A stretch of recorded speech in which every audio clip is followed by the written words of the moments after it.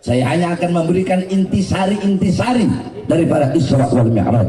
Saudara-saudara, para ulama-ulama salaf, ulama-ulama terdahulu, banyak sekali daripada beliau-beliau yang mengarang kitab-kitab yang menjelaskan tentang Isra Mi'raj. Banyak, ada kitab As-Siraj Al-Wahhaj fi Hadaigil Mi'raj karangan Al-Imam Abu Ishaq Muhammad ibn Ibrahim An-Nu'mani Asy-Syafi'i. Ada kitab Al-Mi'raj karangan Al-Imam Abdul Karim Al-Kushairi atau yang kita sebut Imam Kushairi. Ada kitab Ar-Risalah fil Mi'raj karangan Al-Imam Abul Hasan Ali bin Muhammad Al-Lakhmi. Ada kitab An-Nurul Wahhaj fi Qisah Isra wal Mi'raj karangan Al-Imam Ali Zainal Abidin bin Muhammad Al-Hadi Al-Barzanji. Beliau adalah kakek daripada pengarang Maulid Barzanji. Nah, kitab itu disyarahkan oleh cucunya, diberi nama kitab Tajul Ibtihaj ala Nuril Wahhaj karangan Al-Imam As-Sayyid Ja'far Al-Barzanji. Kemudian ada kitab Qissatul Mi'raj karangan As-Sayyid Usman Syata ibn Muhammad Syata. Kemudian ada kitab Afdalul Manhaj fi Isbat Isra wal Mi'raj karangan Al-Imam Syekh Abdullah Mustafa Al-Maraghi. Kemudian kitab Daw'us Siraj fi Fadli Rajab wa Qisah Al-Mi'raj karangan Al-Imam As-Sayyid Muhammad Amin Al-Kurdi. Kemudian ada kitab Nailul Muna wal Ghaya As-Sa'ul fil Mi'raj Nabiyil Mukhtar Ar-Rasul karangan Al-Imam Muhammad bin Ja'far Al-Kattani. Kemudian ada kitab Ar-Risalah fil Isra wal Mi'raj Ayatul Kubra, itu karangan daripada Al-Imam As-Suyuti. Kemudian ada lagi kitab Al-Ayah Az-Zahimah Al-Bahirah fil Mi'raj Sayyidu Ahli Dunya wal Akhirah karangan Al-Imam Al-Hafidh Syamsuddin Muhammad ibn Yusuf Asy-Syami Ad-Dimashqi. Satu lagi kitab beliau namanya Ayatul Bayyinat, Al-Ayatul Bayyinat fil Mi'raj Sayyidu Ahli Al-Ardi was Samawat. Kemudian ada lagi kitab Hulal Ad-Dibaj Al-Matruzah fil Isra wal Mi'raj karangan Imam Muhammad bin Ahmad Ar-Rahwani At-Tatwani. Kemudian ada lagi kitab karangan guru besar kami, imam besar Ahlus Sunnah wal Jamaah, Abuya As-Sayyid Al-Habib Muhammad bin Alwi Al-Maliki Al-Hasani, yang dimana kitab beliau tentang Isra Mi'raj ada dua. Salah satunya Al-Anwar Al-Bahiyah fil Mi'raj Khairil Bariyah. Saya jelaskan kitab-kitab tersebut karena saya nggak mau panjang lebar bahas Isra Mi'raj.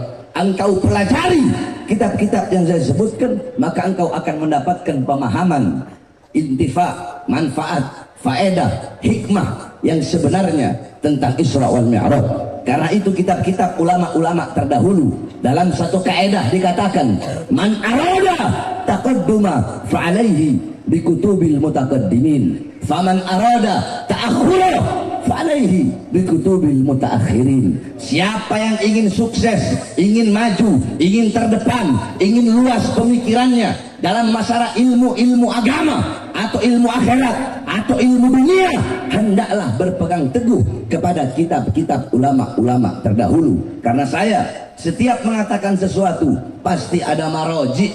Maroji itu bahasa Indonesianya referensinya. Jadi kalau ngomong nggak sembarangan ngomong, ada tercatat dalam kitab-kitab terdahulu. Kenapa saudara-saudara? Karena banyak saya perhatikan Ustadz, Kiai, Habib zaman sekarang ini di panggung-panggung Isra Mi'raj yang salah di dalam sedikit kesalahan, salah di dalam menjelaskan atau menceritakan tentang Isra Mi'raj. Salah satu contoh, mungkin kalian sering dengar, bahkan ustadz-ustadz kondang di TV-TV itu, mereka berkata seperti ini: ketika Isra Mi'raj, turun Jibril dari langit, bawa cawan terbuat dari emas, di dalamnya berisi air dari surga, dibelah dada Nabi Muhammad, dikeluarkan hatinya Nabi, dibersihkan dari kotoran-kotoran. Pernah nggak? Jawab. Dengar ada Ustadz, Kiai, Habib, ulama yang dimana kalau jelasin Isra Mi'raj ngomong seperti itu? Pernah? Jawab, pernah? Nah, kalau ada Ustadz atau Kiai atau Habib, ulama siapapun, pendakwah, penceramah ngomong kayak tadi di kotoran, itu ustaz goblok, kiai goblok, habib goblok, ulama goblok. Kenapa saudara-saudara? Karena mereka nggak pakai maroji kitab-kitab ulama salaf terdahulu. Ini berbahaya bagi masyarakat awam. Sekarang saya tanya, kalau mereka mengomong hati Nabi dibersihkan dari kotoran, berarti sebelum membersihkan, jawab semua. Sesuatu yang dibersihkan, berarti sebelum dibersihkan apa? Disucikan, berarti sebelum disucikan berarti nggak suci dong. Awas, hati-hati kalau ngomong tentang Nabi Muhammad. Jangankan hatinya Nabi, terlalu jauh berbicara tentang hati Nabi Muhammad. Nggak usah ngomong hati Nabi. Buka kitab Asy-Syifa karangan Imam Qadhi Iyad. Di situ dijelaskan darahnya Nabi, dambur Rasul, darahnya Nabi suci, nanahnya Nabi suci, air kencingnya Nabi suci, kotorannya Nabi suci. Apalagi hati Nabi Muhammad. Kok bisa kau ngomong hati Nabi dibersihkan dari kotoran? Saudara-saudara, Rasulullah waktu pernah bekam, habis bekam Rasulullah kasih darahnya kepada Abdullah bin Zubair. Wahai Abdullah bin Zubair, buang darahku di tempat yang tidak dilihat oleh siapapun, oleh manusia manapun. Abdullah bin Zubair bawa darah Nabi. Dia lihat nggak ada orang, dia minum darahnya Nabi Muhammad. Dia kembali, ya Rasulullah, sudah ya Rasulullah, sudah ya Rasulullah. Di mana kau buang? Di tempat yang aman, nggak bakal ada orang lihat. Di mana? Di perutku ya Rasulullah. Apa kata Rasulullah? Setiap darah yang bercampur dengan darahku, maka haram jasadnya disentuh oleh api neraka. Ketika perang Uhud, betisnya Nabi Muhammad, betisnya Nabi terkena anak panah sehingga terkucur darah beliau. Datang sahabat namanya Malik ibn Sinan, dia kecup darah Nabi, dia telan darah Nabi. Kata Nabi, muntahkan, keluarkan. Apa kata Malik ibn Sinan? Tidak ya Rasulullah, aku akan minum darahmu agar aku diharamkan jasadku disentuh oleh api neraka. Rasulullah punya satu wadah untuk beliau buang air kecil. Satu waktu ketika beliau selesai buang air kecil, beliau taruh wadah itu di bawah kasurnya. Ketika beliau bangun, wadah itu sudah tidak ada. Beliau bertanya, wahai Ummu Aiman, mana wadah yang ada di sini? Wadahnya berisi air dan airnya sudah aku minum ya Rasulullah. Kata Rasulullah, kenapa kau minum air itu? Apa kata Ummu Aiman? Ya Rasulullah, demi Allah, semenjak aku lahir sampai sekarang, seumur hidupku, aku tidak pernah merasakan air yang lebih nikmat dan lebih segar dari air yang barusan aku minum ya Rasulullah. Apa kata Rasulullah? Itu adalah air kencingku wahai Ummu Aiman. Maka gigimu akan selalu terjaga sampai engkau mati. Nah saudara-saudara, itu air kencing Nabi, darah Nabi, apalagi hatinya Nabi Muhammad. Maka jangan sembarangan, jangan sembarangan berbicara hal yang kita nggak tahu. Banyak ini saya perhatikan di panggung-panggung Isra Mi'raj, kalau acara Isra Mi'raj. Contoh buruk ini kelihatan banyak tuh di kampung-kampung ditaruh foto buruk apa kuda, kepalanya manusia, ya, terus ada sayapnya. Ini kalian belajar di mana? Di Google. Buruk itu adalah salah satu makhluk ciptaan Allah. Dia itu sejenis kilat, lebih kecil dari kuda, lebih besar dari keledai. Kalau jalan turun, kaki belakang memanjang dengan sendirinya. Kalau jalan naik, kaki belakang kaki depannya memanjang dengan sendirinya. Itu buruk. Jadi banyak sekali orang-orang yang salah tentang Isra wal Mi'raj. Nah, sedikit saya jelaskan tentang Isra wal Mi'raj baginda Nabi besar Muhammad sallallahu alaihi wasallam. Insyaallah walaupun sedikit, insyaallah bermanfaat. Semua yang ada di sini. Nanti habis Isra Mi'raj baru saya bahas yang lain. Tenang saja. Oke? Kita ngaji dulu ya. Siap ngaji? Tapi katanya, Beb, tadi saya dibilang orang Aceh itu kalau ada majelis kuatnya cuma sampai jam 10, benar? Jam 1. Benar. Masyarakat Aceh ini pejuang semua. Rakyat Aceh darah-darah pejuang. Aceh adalah tanah yang tidak bisa ditaklukkan oleh penjajah-penjajah Belanda dan Jepang. Makanya saya heran, masa orang PD sampai jam 10 nggak kuat? Jam 5 subuh sampai pagi kuat? Ibu-ibu kasihan. Kalau ibu-ibunya di dalam tubuh ibu-ibu terdapat ruh cutnya din, jangankan sampai subuh, sampai 1 minggu duduk di sini untuk ilmu kami siap. Betul? Anak ngaji? Anak ngaji? Semua ikuti kata-kata saya. Bismillah yang keras ya, jangan lembek. Kalau lembek diragukan orang Acehnya. Semua ikuti kata-kata saya. Bismillahirrahmanirrahim. Subhanallahi asra bi abdihi lailan minal masjidil haram ilal masjidil aqsa. Saya akan jelaskan satu persatu. Allah memulai ayat tersebut dengan kalimat tasbih, yaitu subhana. Kenapa kok Allah pakai subhana? Kalian harus tahu, mau ayat mau hadis, itu kalau ada kalimat subhana dengan nggak ada kalimat subhana, itu maknanya nggak sama. Contoh, kalau ada ayat yang menceritakan tentang kejadian atau peristiwa atau tempat atau sosok, kalau nggak pakai subhana, berarti kejadiannya biasa, tempatnya biasa, sosoknya biasa. Tapi kalau pakai subhana, kejadiannya kejadian luar biasa, sosoknya sosok luar biasa, tempatnya tempat luar biasa. Paham?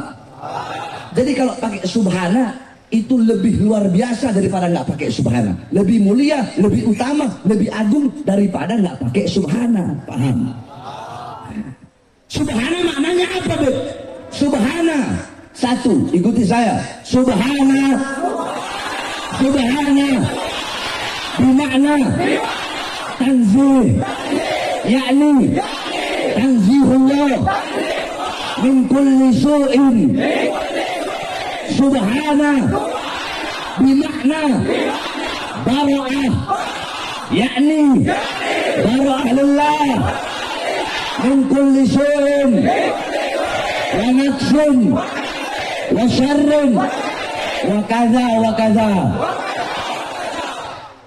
Subhana itu maknanya adalah melepaskan Allah, mensucikan Allah dari segala keburukan, dari segala kekurangan.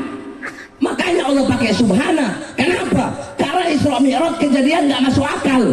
Bagaimana mungkin perjalanan yang harusnya dilalui selama berbulan-bulan, perjalanan itu hanya dilalui sesaat dalam waktu 1 malam, cuma sesaat saja. Nah, karena kejadian ini nggak masuk akal, makanya Allah pakai subhana untuk menguatkan bahwasanya tidak ada yang mustahil bagi Allah. Kalau Allah nggak mampu, berarti Allah punya kekurangan. Sedangkan Maha Suci Allah dari segala kekurangan-kekurangan. Paham? Itu subhana. Paham? Paham? Lanjut. Subhanalladzi.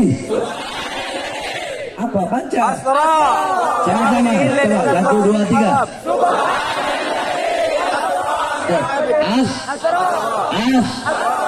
Asro. Kalau kita belajar nahu itu ada fi'il, fa'il, maf'ul. Asro artinya memperjalankan. Jawab. Kalau ada yang mempermainkan, berarti ada yang Jawab. Ada yang mempermainkan, berarti ada yang dipermainkan.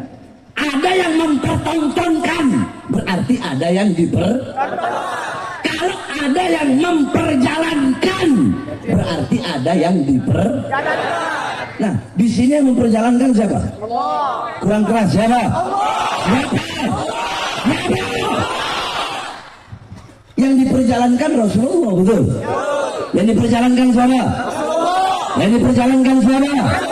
Yang diperjalankan siapa? Maknanya apa? Maknanya berarti Isra Mi'raj bukan keinginannya Rasulullah, bukan kemauannya Rasulullah. Kenapa? Karena Allah yang memperjalankan, bukan ujuk-ujuk Nabi berjalan sendiri, enggak. Allah yang memperjalankan, itu keinginannya Allah, kemauannya Allah. Kenapa? Karena pada tahun itu adalah Amul Hazn. Apa? Tahun kesedihan bagi Nabi. Kenapa? Dalam satu tahun yang sama, istri yang beliau cintai dan paman yang beliau cintai, Abu Thalib dan Sayyidatuna Khadijah, wafat di tahun yang sama. Allah ingin menggembirakan hati kekasihnya, ingin menyenangkan, menghibur Nabi Muhammad dengan perjalanan Isra wal Mi'raj. Paham? Subhanallah, udah paham? Asra udah paham? Subhanalladzi asra, lanjut. Bi abdihi. Di situ Allah memakai lafaz abd. Maha suci Allah yang memperjalankan pada malam hari hambanya. Siapa hamba di situ? Siapa hamba di situ? Nabi Muhammad, Rasulullah. Kenapa memakai abd? Para ulama berbeda pendapat, saudara-saudara. Ada ulama yang mengatakan Rasulullah Isra wal Mi'raj fil manam. Rasulullah itu Isra Mi'raj bukan dalam keadaan sadar, cuma ruhnya saja. Itu berdasarkan berpatokan hadis Sayyidatuna Aisyah radhiyallahu anha. Tapi yang kami ambil adalah Rasulullah Isra Mi'raj bil jasad war ruh, dengan jasad dan juga ruh. Makanya di situ Allah memakai lafaz abd. Abd itu hamba yang utuh. Maksudnya apa hamba yang utuh? Manusia yang utuh. Ra'ayar abi alatil ain, sami ayasma'u bi alatil udun, takallama yatakallamu bi alatil lisan, syaqa bi alatil galat, masa yamshi bi alatil rijlin. Hamba yang utuh adalah hamba yang melihat pakai alat mata, mendengar pakai alat telinga, berbicara pakai alat lidah, menyentuh pakai alat tangan, merasa pakai alat hati, berjalan pakai alat kaki. Itu namanya hamba yang utuh. Kalau cuma ruh saja, bisa nggak ngelihat pakai mata? Nggak bisa. Nah, kalau Rasulullah Isra Mi'raj cuma ruhnya saja, itu ayat akan berbunyi Subhanalladzi asra biruhi. Sebaliknya, kalau Rasulullah Isra Mi'raj cuma jasad tanpa ruh, bisa disebut hamba yang utuh nggak? Enggak. Bisa nggak dia ngeliat pakai alat mata? Walaupun matanya ada? Enggak kan? Nah, itu kalau jasad saja tanpa ruh, ayatnya akan berbunyi Subhanalladzi asra bimayyitihi. Mayat, jasad tanpa ruh. Paham? Saya hinakan, nyentuhnya harus pakai wudu. Saya taruh belakang, saya bakar. Yang satu lagi, saya bikin sampul ayat suci Al-Quran. Boleh nggak taruh di bawah? Boleh? Boleh dihinakan? Boleh nyentuhnya nggak pakai wudu? Harus nyentuh pakai wudu. Harus dimulia, diagung, ditaruh di atas tempat yang tinggi. Bawanya pakai ahlak, bawanya pakai sama nggak kulitnya? Sama kulitnya. Terus apa yang membedakan? Yang membedakan karena yang satu tadi menyatu dengan sesuatu yang mulia. Apa? Al-Quran. Nah, kita ini ibarat kulit yang nggak ada harganya. Siapa Al-Qurannya? Nabi Muhammad SAW. Sama seperti sendal Nabi, kulit biasa, tapi sendal itu menjadi mulia karena menempel di kaki yang mulia, itu kakinya baginda Nabi besar Muhammad. Paham? Lanjut. Subhanalladzi asra bi abdihi. Terus stop. Lailan. Di sini ini kebanyakan masyarakat apa santri? Masyarakat ya? Jarang ada santri. Ada sebagian santri. lebih banyak santri. Saya mau jelasin gimana. Lailan itu isim nakirah. Lailan isim apa? Jawab semua, walaupun yang nggak tahu ikuti saja, nanti lama-lama kalian tahu. Lailan itu isim nakirah. Isim nakirah dengan tanda tanwin di belakang. Isim ma'rifat dengan tanda alif lam di depan. Saya kasih contoh. Al-baitu. Jawab, nakirah apa ma'rifat? Al-baitu dengan baitun itu artinya nggak sama. Al-baitu, rumah itu, berarti oh itu rumahnya Tengku Fulan, itu rumahnya warna putih, rumahnya 2 tingkat, jendelanya begini, rumahnya begini, rumahnya begini, ketahuan, paham? Kalau baitun, rumahnya siapa? Bentuknya bagaimana? Adanya di mana? Paham? Jadi nggak jelas. Kalau makrifat itu jelas. Nah, di sini pakainya lailan, bukan al-lail. Kalau al-lail berarti jelas Rasulullah Isra Mi'raj selama 1 malam penuh. Karena al-lail artinya 1 malam. Di situ pakai lailan. Para ulama mengatakan apa maknanya? Bimakna tahlil fi muddatil isra. Maknanya adalah penyedikitan daripada waktu malam. Berarti Nabi Muhammad Isra bukan 1 malam penuh. Bisa jadi hanya 1 jam, bisa jadi 1 menit, bisa jadi 1 detik. Wallahu a'lam. Intinya Nabi Muhammad Isra bukan 1 malam penuh. Artinya itu penyedikitan daripada waktu malam. Paham? Paham? Lanjut. Sama-sama. Anggap saya nggak ceramah, anggap saya lagi ngajar. Saya kalau lagi ngajar gini, ya nanti ceramahnya bisa ini baru saya ceramah. Lanjut, minal. Yang keras, minal. Masjidil Haram, dari Masjidil Haram. Bet, apa itu Masjidil Haram? Masjidil Haram adalah masjid yang begitu luar biasa. Masjid yang begitu agung. Sampai-sampai dikatakan dalam Al-Quran, inna awwala baitin wudi'a lin-nas bi Bakkatil mubarakah. Sesungguhnya rumah pertama, masjid pertama yang Allah letakkan bagi umat manusia itu adanya di Ka'bah, itu adanya di Makkah. Nah, dalam hadis Rasulullah berkata, salatun fi masjidi hada afdal min alfi salatin fi ma siwahu illa Masjidil Haram. Salatun fi Masjidil Haram afdal min mi'ati alfi salatin fi ma siwahu. Salat di Masjid Nabawi, kata Rasulullah, salat di Masjid Nabawi itu lebih utama, lebih mulia daripada 1000 kali salat dibandingkan masjid yang lain. Contoh, kalian salat maghrib di masjid ini, 1 maghrib itu sama seperti 1000 maghrib di Masjid Nabawi, kecuali Masjidil Haram. Di Masjidil Haram, salat di Masjidil Haram sama dengan 100.000 kali salat dibandingkan dengan masjid-masjid yang lain. Jadi kalau sholat di sini maghrib sekali sama seperti 100.000 kali maghrib di Masjidil Haram. Makanya kalau ada rezeki pergi umroh, betul? Pergi umroh, sholat di sana yang khusyuk, minta sama Allah Subhanahu Wa Taala. Karena itu adalah tempat yang mulia dan dimuliakan oleh Allah Subhanahu Wa Taala. Minal Masjidil Haram ilal Masjidil Aqsa. Dalam Rasul, la tushaddur rihal illa ila 3 masajid. Masjidil Hada wa Masjidil Haram wa Masjidil Aqsa. Itu dalilnya. Kata Rasulullah, tidak ada bepergian yang lebih utama selain pergi ke 3 masjid. Masjidku ini Nabawi, Masjidil Haram dan Masjidil Aqsa yang ada di Syam, yang ada di Palestina sekarang. Al-Aqsa adalah tempat kelahiran para nabi, tempat kelahiran para rasul. Al-Quds adalah simbol kesucian. Al-Quds adalah simbol keberanian. Al-Quds adalah simbol perjuangan. Al-Quds yang selama hampir 75 tahun diperjuangkan oleh umat Islam Palestina, saudara-saudara kita yang ada di sana.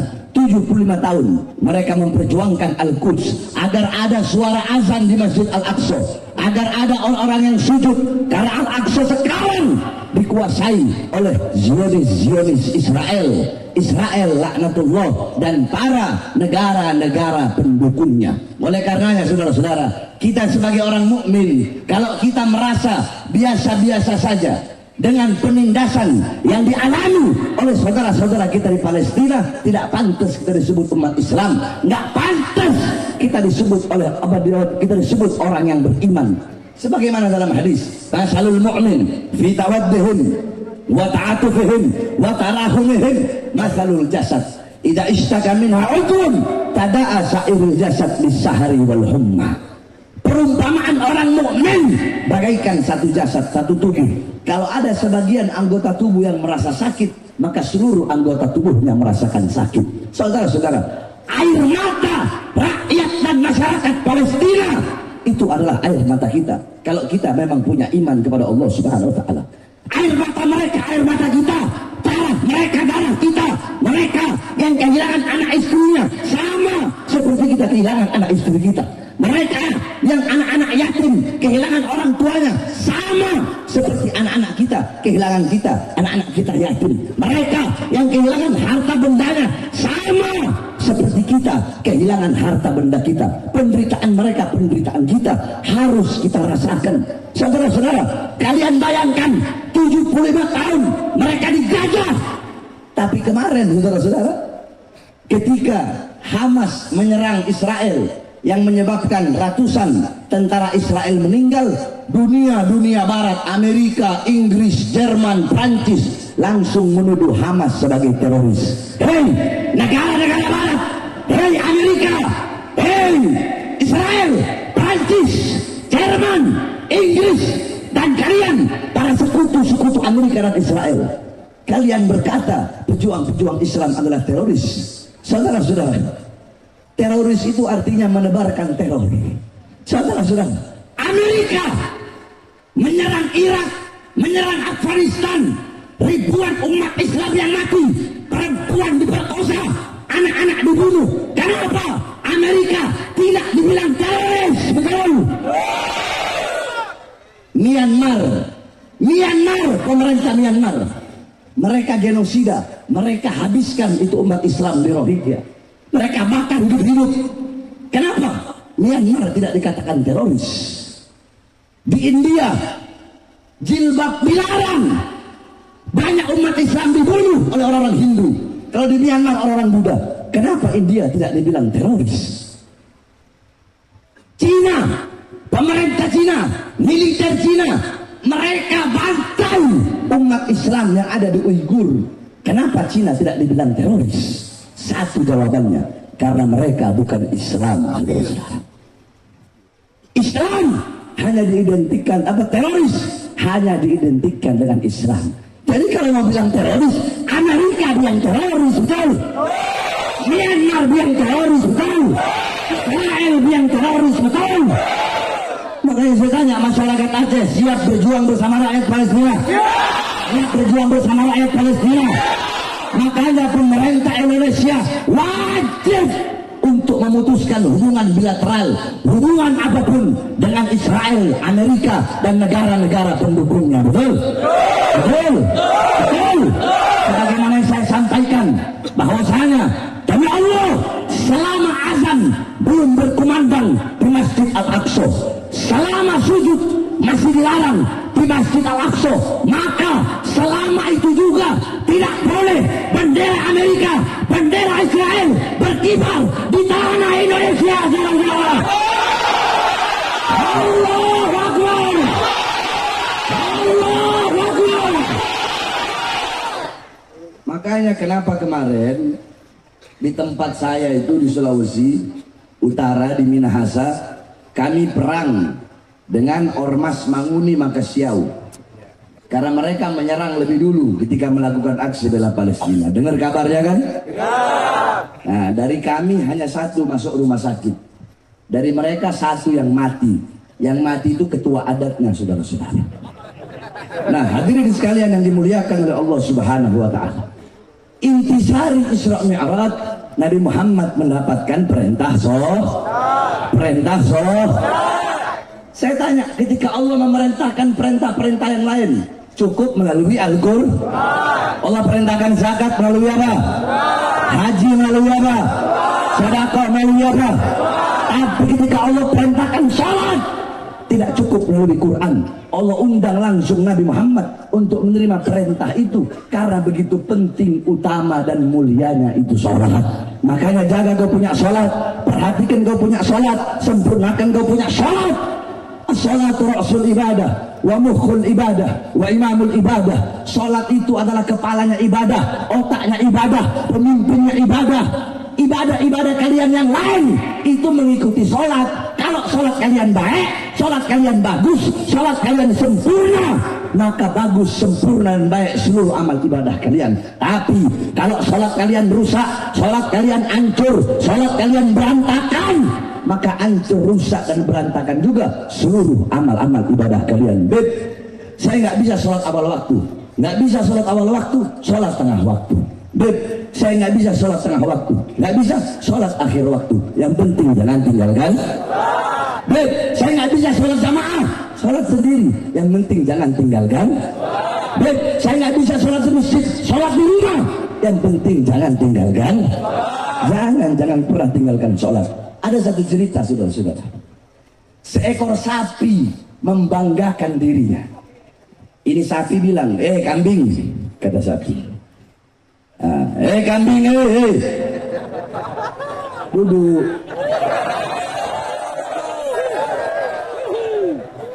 Kata sapi, kambing, badanku lebih besar daripada kamu, aku lebih mulia dari kamu. Kata sapi. Dijawab sama kambing, memang aku lebih kecil dari kamu, tapi setidaknya aku lebih mulia daripada ayam, karena aku lebih besar daripada ayam. Dagingku sunnah dimakan. Ayam gak mau kalah. Kata ayam, saya subuh bangunin orang sholat, daging saya bisa dimakan, telur saya bikin orang jadi sehat, setidaknya saya lebih mulia daripada seekor anjing yang najis. Anjing gak mau kalah juga. Anjing bilang, memang saya najis, tapi saya masih bermanfaat. Saya menyembah Allah, saya bertasbih kepada Allah, saya bisa jaga rumah orang dari pencuri dan orang jahat. Setidaknya saya lebih mulia daripada seekor babi. Babi udah pasrah. Apa kata babi? Babi bilang, ana syarrad dabbah. Saya ini adalah binatang melata di muka bumi yang paling hina. Saya najis, saya paling hina udah. Tapi saya masih punya iman kepada Allah. Setidaknya saya masih lebih mulia daripada orang-orang yang meninggalkan sholat 5 waktu dengan sengaja. Jadi kalau ada orang meninggalkan sholat dengan sengaja, itu siapa? Siapa? Bukan babi, lebih babi dari babi. Ayo jawab yang keras. Berarti kalau ada presiden meninggalkan sholat, presiden nggak sholat, presiden yang apa itu? Presiden apa? Menteri nggak sholat, menteri apa? Gubernur nggak sholat, gubernur apa? Kapolri nggak sholat, kapolri apa? Panglima TNI nggak sholat, panglima TNI apa? Wali kota nggak sholat, wali kota apa? Bupati nggak sholat, bupati apa? RT nggak sholat, RT apa? Camat nggak sholat, camat apa? Lurah nggak sholat, lurah apa? Ustadz nggak sholat, ustadz apa? Kiai nggak sholat, kiai apa? Habib nggak sholat, habib apa? Oh, habib keras. Anak nggak sholat, anak apa? Orang tua nggak sholat, orang tua apa? Suami nggak sholat, suami apa? Istri nggak sholat, istri apa? Babi, lebih babi. Kenapa saya sampaikan ini? Ini jadi pelajaran bagi kalian, betul? Jadi kalau ada orang nggak sholat sengaja bilang, bangkai, orang yang lebih hina dari bangkai babi, sini kamu. Bilang begitu. Itu jadi pelajar, jadi tarhib dan tarhib. Cuma ya memang gayanya saya, karena saya bilang, babi sendiri yang bilang kata itu babi. Saya lebih mulia daripada orang yang meninggalkan sholat. Makanya jaga dan perhatikan engkau punya sholat. Nah, tapi alhamdulillah Aceh luar biasa. Kemarin saya nyampe udah mau maghrib. Begitu saya mau cari makan, semua rumah makan di Banda Aceh itu tutup waktu maghrib. Luar biasa. Aceh luar biasa. Nggak tahu ini itu di Banda, sini juga sama. Semua Aceh begitu. Oh, makanya nggak heran Aceh dikatakan tanah serambi Mekah. Karena orang Aceh sangat berpegang teguh kepada syariat Islam, berpegang teguh kepada para ulama, berpegang teguh kepada ajaran-ajaran Islam. Nah, terakhir saudara-saudara, ini baru ceramahnya. Saya, tolong jangan ribut. Saya ini habis pulang ceramah dari Lombok, Bali, keliling. Terus langsung ke sini. Nanti ini saya mau ke Brunei ceramah. Acaranya tanggal 12. Sekarang tanggal berapa? Saya udah nggak tahu tanggal, nggak tahu hari. Besok saya pulang. Insya Allah kalau ya tanggal 12 saya ceramah di Brunei.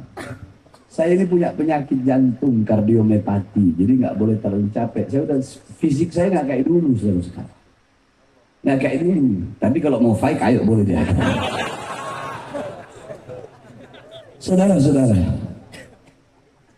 saya ceramah dari umur 14 tahun. Udah keliling Indonesia.